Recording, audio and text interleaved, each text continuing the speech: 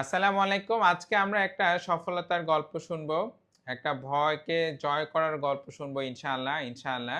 আমার সামনে আমার একজন সম্মানিত রোগী আছেন। তো আমরা ওনার থেকে শুনবো যে ওনার কি সমস্যা হয়েছিল, আমরা ওনাকে কি করেছি এবং উনি এখন কেমন আছেন।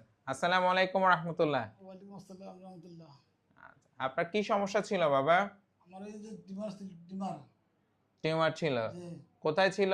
গলায় গলায় ছিল। যে কতদিন ধরে ছিল এটা? এটা বহুত আগ দেয়। কতদিন হতে পারে আনুমানিক? 30 তো হবে। 30 বছর ধরে ওনার গলায় টিউমার ছিল। আমরা যদি একটু খেয়াল করি 30 বছর ধরে, তো ওনার যে টিউমার ছিল এটা আমরা পরীক্ষা নিরীক্ষা করে কনফার্ম করি যে এটা ওনার থাইরয়েডের টিউমার ছিল। বেশ বড় ছিল, অপারেশন করার জন্য কয়েকবার চেষ্টা করা হয়েছে এবং পরবর্তীতে আমরা ওনাকে 2 মাস আগে থাইরয়েড সার্জারিটা করে থাকি এবং পুরো থাইরয়েড টিউমারটা আমরা নিয়ে আসি। আজকে ওনার 2 মাস পূর্ণ হলো। এখন আপনি কেমন আছেন? ইনশাআল্লাহ ভালো আছি। আচ্ছা, আপনার খেতে কোনো অসুবিধা হয়? জি না, জি না, কথা বলতে কোনো অসুবিধা জি না, হয়? জি না। আপনার কণ্ঠস্বর কি আগের মতো আছে? আগের মতো আছে ইনশাআল্লাহ।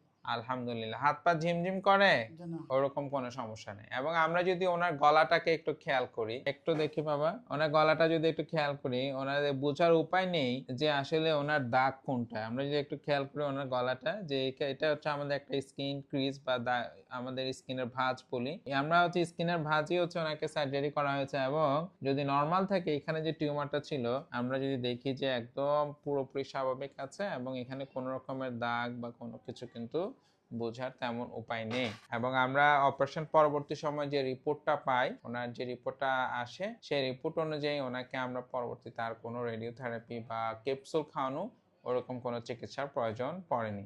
আপনি তো এখন স্বাভাবিক কাজকর্ম সব করতে পারেন আপনার? ইনশাআল্লাহ করি, কিন্তু এখনো যোগদান নেই। টুকটাক করি আর টুকটাক করি। নিজের কাজগুলো তো করেন। যে নিজে কাজ- এই যে আপনার অপারেশনটা হলো, আপনি এখন ভালো আছেন। অপারেশনের আগে কি আপনার কোনো ভয় কাজ করতেছিল? মানে দুর্বল থাকতে পারি।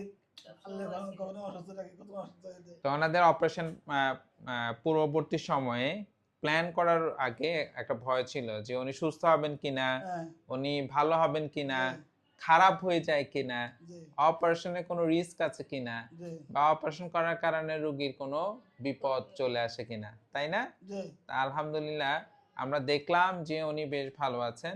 এই থাইরয়েড টিউমার কিন্তু খুব কমন আমাদের দেশে। থাইরয়েড টিউমার যখন ফুলে যায় তখন কিন্তু রোগীদের বেশ কিছু অসুবিধা হয়, যেমন এটা খেতে অসুবিধা হতে পারে, কথা বলতে অসুবিধা হতে পারে, শ্বাস নিতে অসুবিধা হতে পারে। দীর্ঘদিন যদি কোনো থাইরয়েড ফোলা থাকে সেটা কিন্তু ক্যান্সারের দিকেও যেতে পারে।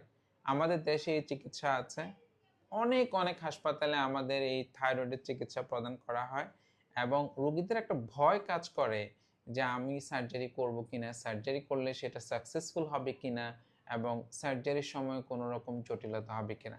এখন আমাদের সার্জারির সময় আমরা খুব অত্যাধুনিক যন্ত্রপাতি ইউজ করি। আমাদের অজ্ঞানের যে মেশিনগুলো আছে সেগুলো খুবই খুবই উন্নত মানের। ফলে অপারেশনের সময় এবং অপারেশন পরবর্তী সময়ে কিন্তু রোগীদের জটিলতা হওয়ার সম্ভাবনা অনেক অনেক কম। আপনারা তো এখন আলহামদুলিল্লাহ অনেক খুশি। যে আমি খুশি ইনশাআল্লাহ। আলহামদুলিল্লাহ ওনারা অনেক খুশি, আমরাও এতে অনেক খুশি। আমরা শুনবো ওনার একজন গার্ডিয়ান আছেন, তা ওনার অপারেশনের সময় কি আপনারা ভয় পাচ্ছিলেন? জি, অতিরিক্ত ভয় পাইছিলাম। ভয় ছিল জি। আপনাদের? তা এখন কি ভয়টা কি আছে এখন? জি না, এখন ভয়টা কেটে গেছে। অপারেশনের পর ওনার কোনো অসুবিধা হয়েছে? জি না, জি না। অপারেশনের পরে উনি কয়দিন পরে খাওয়া দাওয়া শুরু করে? ৩ দিন পরে খাইছে। 3 দিন পরে খাওয়া দাওয়া শুরু করেন। জি। আপনারা কয়দিন হাসপাতালে ছিলেন?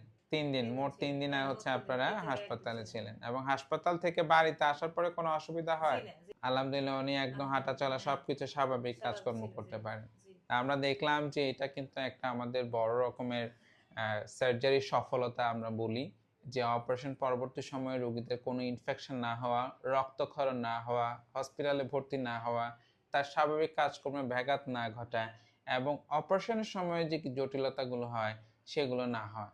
যখন আমরা কোনো থাইরয়েড সার্জারি করি আমরা নিখুঁতভাবে এটা করার চেষ্টা করি। আমরা অনেক সময় লুপ ব্যবহার করি, মাইক্রোস্কোপ ব্যবহার করি যেন তার ছোট ছোট যে গ্ল্যান্ডগুলো আছে, ছোট ছোট যে নার্ভগুলো আছে, এগুলো যেন তার কোনোভাবে ইনজুর বা ড্যামেজ না হয়। এবং এগুলো করার ফলে আমরা দেখতে পাই যে আমাদের রোগী খুব দ্রুত ভালো হয়ে যাচ্ছে, স্বাভাবিক অবস্থায় ফিরে যাচ্ছে এবং অপারেশন পরবর্তী সময়ে তাদের যে সুস্থ হওয়ার যে প্রবণতা বা সুস্থ হওয়ার যে লক্ষণ সেটা আমরা খুব দ্রুত পাচ্ছি। আলহামদুলিল্লাহ আপনাদেরকে অনেক অনেক ধন্যবাদ। আসসালামু আলাইকুম ওয়া রাহমাতুল্লাহ।